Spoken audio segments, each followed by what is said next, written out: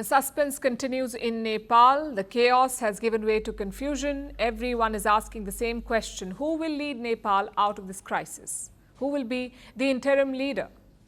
We'll get to that, but first, let's look at the situation on the ground. The Nepali army continues to be in charge. They have extended the curfew until Thursday night, but the protests have died down.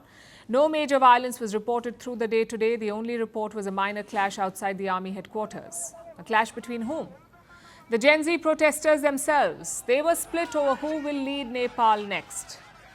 At one point, things escalated.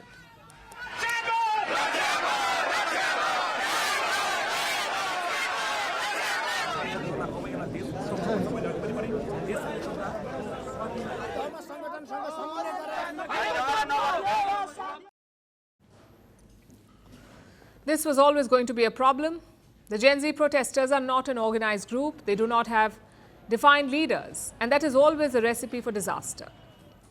Nonetheless, the army and the president are working hard. They met the protesters again today. The president says he's trying to fulfill all demands. He's asking the protesters to be patient. So far, they have been patient. What they haven't been is united. Look at the issue of interim leadership. One group is pushing for Sushila Karki. She is a non-partisan former Chief Justice. Another group is pushing for Kulman Gising. He used to lead Nepal's power authority. He is seen as a clean and apolitical technocrat, and he is efficient too. Gising ended Nepal's long-running power crisis, so the young trust him. The young people, the young protesters. A third group is pushing for Balen Shah. He's a rapper turned mayor of Kathmandu. Among the ethical and impartial individuals unanimously recognized by the public, we have also unanimously recommended Mrs. Sushila Karki to form the functioning government.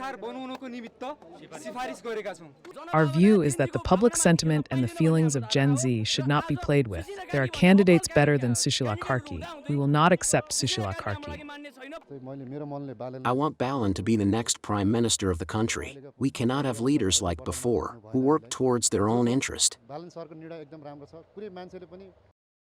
Yesterday, Sushila Karki was the front runner. Today, the situation has changed. Sushila Karki is 73 years old. A lot of protesters feel that she is too old to offer change. Plus, Balen Shah has stepped aside. He does not want the interim leader's position, which leaves Kulman Gising as the front runner. Let's see if the odds change tomorrow.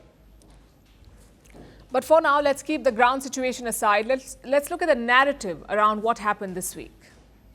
If you look at social media, especially Indian social media, the verdict is clear. Many users feel that this was not an organic protest.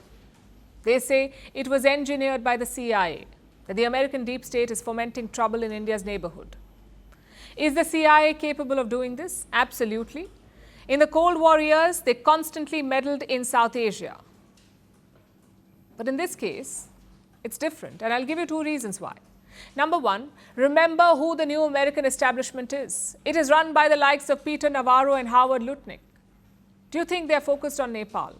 Do you think they understand Nepal?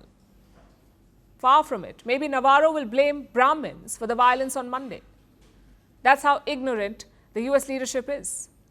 And secondly, there was genuine anger in Nepal. 1 in 5 Nepalese youth do not have jobs. Tens of thousands are leaving the country for work. Corruption is rampant and stability is a myth.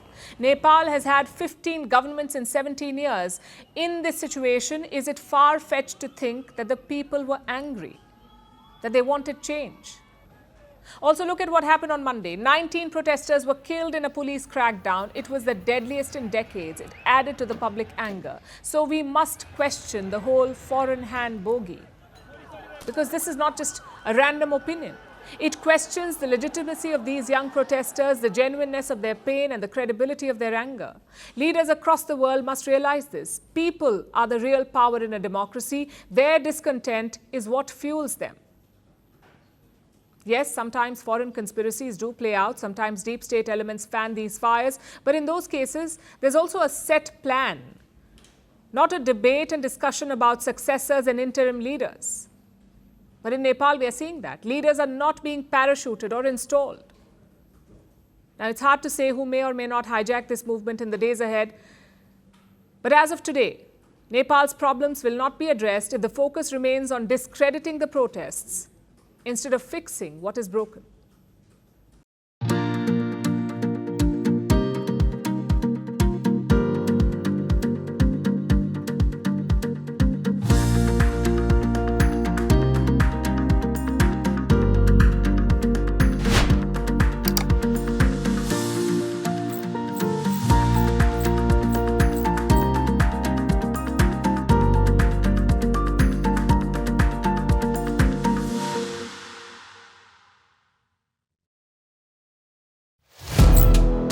Firstpost now available in 9 languages on YouTube. English, Stands at $36 trillion. French, Le FMI, comme German, geschäftsführenden Direktor, Hindi, $30 trillion ka karj mo. Indonesian, Pemerintah tanpa pemeriksaan. Italian, Sekali radikali. Japanese, 4 兆ドル以上も。 Portuguese, Por causa do próprio balanço patrimonial. Spanish. Beautiful bill. Go to Settings, click on Audio Track and select the language of your choice. Be the first to know what's happening around you in your first language. Firstpost.